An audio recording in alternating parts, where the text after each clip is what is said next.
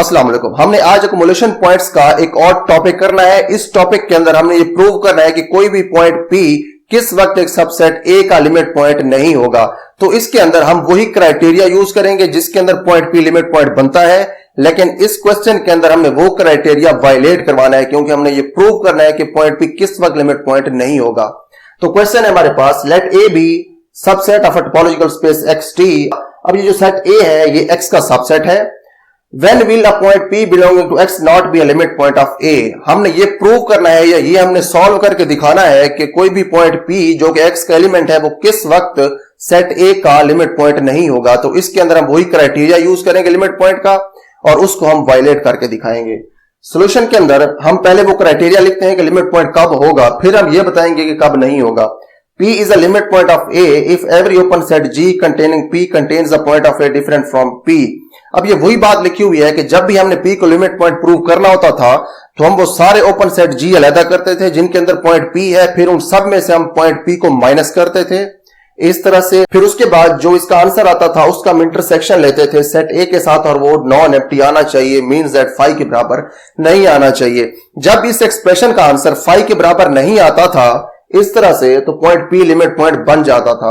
लेकिन हमारे आज के क्वेश्चन के अंदर हमने ये बताना है कि P लिमिट पॉइंट कब नहीं होगा, तो इस क्राइटेरिया को हमें वायलेट कराना पड़ेगा। P is not limit point if above criterion is violated. अगर ये वाला क्राइटेरियन वायलेट हो जाए तो उस वक्त P लिमिट पॉइंट नहीं होगा। ये क्राइटेरियन अगर हमने वायलेट कराना है तो वो इस तरह से वायलेट होगा। अब यहां पे तो ये जो एक्सप्रेशन है ये खाली सेट के बराबर नहीं है, इट मींस दैट ये एक्सप्रेशन नॉन एम्प्टी है। तो पॉइंट P लिमिट पॉइंट उस वक्त नहीं होगा जब ये एक्सप्रेशन खाली सेट के बराबर हो जाए। तो हम यहां पे लिखेंगे P is not limit point if above criterion is violated. अगर ये क्राइटेरियन वायलेट हो जाए तो फिर P लिमिट पॉइंट नहीं बनेगा। हम इसको वायलेट इस तरह से करवाएंगे, that is this expression is equal to 5 this time. इस टाइम ये एक्सप्रेशन हम 5 के बराबर कर देंगे क्योंकि यहां पे जब क्राइटेरिया सेटिस्फाई हो रहा था तो 5 के बराबर नहीं थी। जब लिमिट पॉइंट नहीं होगा तो ये क्राइटेरिया वायलेट होगा और ये जो एक्सप्रेशन है ये 5 के बराबर हो जाएगी।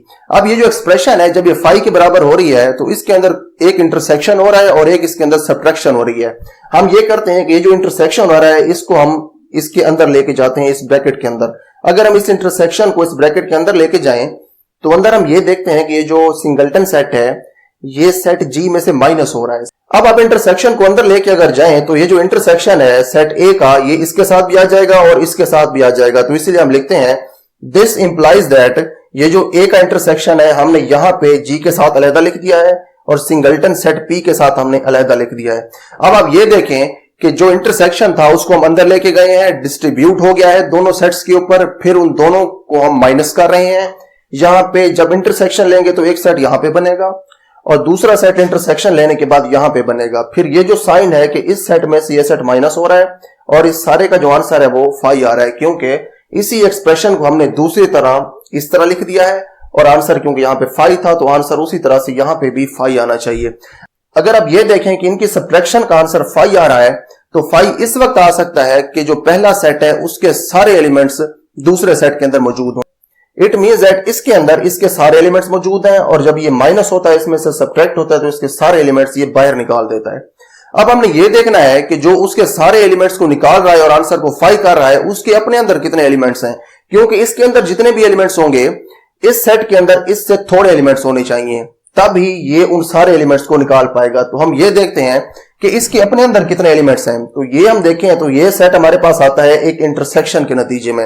इंटरसेक्शन है इसके दरमियान और इसके दरमियान, इनका जो इंटरसेक्शन है इस इंटरसेक्शन की अब 2 पॉसिबिलिटीज है क्योंकि इस इंटरसेक्शन के अंदर आप देखें तो एक सिंगलटन सेट है और एक और सेट है। इसके अंदर जितने मर्जी मेंबर्स हो उससे हमें कोई मतलब नहीं है, हम इसको देखते हैं। जब इंटरसेक्शन इनका हम लेंगे तो जो मैक्सिमम पॉसिबल आंसर है वो ये होगा कि ये जो पॉइंट P है ये दोनों के अंदर कॉमन आ जाए। इसके अंदर भी पॉइंट P है, अगर इसके अंदर भी पॉइंट P आ जाए तो मैक्सिमम इसका आंसर ये आएगा कि ये सिंगलटन सेट हमें इसके आंसर के तौर पे मिल जाएगा। और इसका जो मिनिमम आंसर है या दूसरी पॉसिबिलिटी है वो ये होगी कि इन दोनों के दरमियान कुछ भी कॉमन ना आए। कुछ भी कॉमन ना आने का मतलब ये है कि यहां पे तो P है इसके अंदर P ना हो, तो फिर होगा ये कि आप इनका इंटरसेक्शन लेंगे तो खाली सेट आएगा। इट मींस दैट अब ये जो दूसरा सेट है जो पहले सेट में से सब्ट्रैक्ट हो रहा है इसकी 2 पॉसिबल वैल्यूज हैं। एक इसकी पॉसिबल वैल्यू है 5 और दूसरी इसकी पॉसिबल वैल्यू है सिंगलटन सेट P। अब दोनों केसेस के अंदर जब इसमें से सब्ट्रैक्ट हो रहा है तो आंसर को ये 5 आ रहा है। हम अब फर्ज कर लेते हैं कि ये जो दूसरा सेट पहले में से माइनस हो रहा है इसका आंसर 5 है। अगर यहां पे 5 आ जाए और इसमें से हम 5 को माइनस करें तो यहां पे आंसर 5 उस वक्त आएगा जब ये खुद 5 हो या खुद खाली सेट हो। तो पहली पॉसिबिलिटी कि अगर इसका आंसर खाली सेट आता है तो इसको भी खाली सेट होना पड़ेगा, तब जाके इन दोनों के सब्ट्रैक्शन का आंसर 5 आएगा, जो कि हमने यहां पे लिख दिया है कि इसका एक केस तो यह है कि इसका आंसर खाली सेट आ जाए। अब दूसरे केस के अंदर अगर इसका आंसर सिंगलटन सेट P आ जाए, जो कि इसकी मैक्सिमम पॉसिबिलिटी है, तो मैक्सिमम पॉसिबिलिटी P आप जब इसमें से माइनस करेंगे तो फिर भी इसका आंसर आना चाहिए 5। इसका आंसर उस वक्त 5 आ सकता है जब यहां पे भी P लिखा हो या यहां पे 5 लिखा हो। मैक्सिमम पॉसिबिलिटी है कि P लिखा हो, अगर यहां पे P लिखा हो तो यहां पे भी P है, इन दोनों का माइनस करेंगे तो फिर इसका आंसर आएगा 5। तो ये जो पहला सेट है ये हमने निकाल लिया है कि पहला सेट इस केस के अंदर सिंगलटन सेट P के बराबर है। तो जब ये सिंगलटन सेट P के बराबर है तो इधर अब लिख दें और this is equal to P। पहला रिजल्ट हमने ये देखा कि अगर ये 5 है तो इसको भी 5 होना पड़ेगा इस तरह से। दूसरा रिजल्ट ये है कि अगर ये सिंगलटन सेट P के बराबर है तो इसको भी मैक्सिमम पॉसिबिलिटीज के लिए है कि सिंगलटन सेट P के बराबर हो सकता है, जो हमने यहां पे लिख दिया है। अब हमने अगर ये वाली एक्सप्रेशन सेटिस्फाई करानी है तो उसके लिए सिर्फ दो पॉसिबिलिटीज हैं कि ये वाला जो सेट है या तो ये 5 के बराबर होगा या ये वाला सेट इस सिंगलटन सेट P के बराबर होगा। तो इसका ये मतलब है कि ये जो दो लाइंस का यहां पे हमने क्राइटेरिया लिखा है कि जो पॉइंट P है ये इस वक्त लिमिट पॉइंट नहीं बनेगा जब वो इस क्राइटेरिया को फॉलो करेगा। तो इस क्राइटेरिया को हम इस तरह भी लिख सकते हैं कि point P belongs to G and G intersection A is equal to 5 और G intersection A is equal to the singleton set P। ये जो ऊपर हमने दो लाइंस लिखी हैं ये वाली, क्योंकि इन्हीं दो लाइंस से ही हमने रिजल्ट निकाला है ये वाला, तो इसका मतलब है कि हम इसको रिप्लेस करके ये भी लिख सकते हैं। तो अगर अब हम ये लिखें तो इसके आगे हम ये देखते हैं कि इसका आंसर या तो 5 आ रहा है या तो इसका आंसर आ रहा है सिंगलटन सेट P। इसका मतलब ये है कि इसके आंसर की सिर्फ दो पॉसिबिलिटीज है, या तो खाली सेट है या सिंगलटन सेट P है। इसका मतलब ये है कि ये सिंगलटन सेट P से कभी भी बड़ा नहीं हो सकता, उससे छोटा सेट हो सकता है। जब ये सिंगलटन सेट P से छोटा सेट हो सकता है तो इट मींस दैट ये सिंगलटन सेट P का सबसेट है, क्योंकि आप ये देखें कि इसकी एक पॉसिबिलिटी है खाली सेट और दूसरी पॉसिबिलिटी है सिंगलटन सेट P। अगर आप कह दें कि ये 5 के बराबर है तो फिर भी ये सिंगलटन सेट P का सबसेट है, क्योंकि जो खाली सेट होता है वो हर किसी का सबसेट है। अगर हम ये कह दें कि इसका आंसर P है सिंगलटन सेट P, तो फिर भी ये सिंगलटन सेट P का सबसेट होगा, क्योंकि हर सेट अपना सबसेट होता है। तो अब ये दूसरा क्राइटेरिया जो हमने पहली दो लाइन से निकाला है इसको हम तीसरी तरह लिख सकते हैं। वो इस तरह से लिख सकते हैं कि इसकी बजाय आप ये लिख दें P is not a limit point of A if P belongs to G and G intersection A is subset of P। तो ये जो हमारे पास दो एक्सप्रेशंस थी, एक एक्सप्रेशन G है और एक एक्सप्रेशन G है, इन दोनों को मिला के हमने कहा था कि ये जो G इंटरसेक्शन A है ये सबसेट है सिंगलटन सेट P का। यही बात हमने यहां पे लिखी है। अब हमारे पास वो जो क्राइटेरिया है जिसके अंदर हम दिखा रहे हैं कि P लिमिट पॉइंट कब नहीं होगा, उसकी हमारे पास तीन फॉर्म्स आ गई हैं। पहली फॉर्म है यहां पे P is not a limit point if above criterion is violated, एक ये फॉर्म है।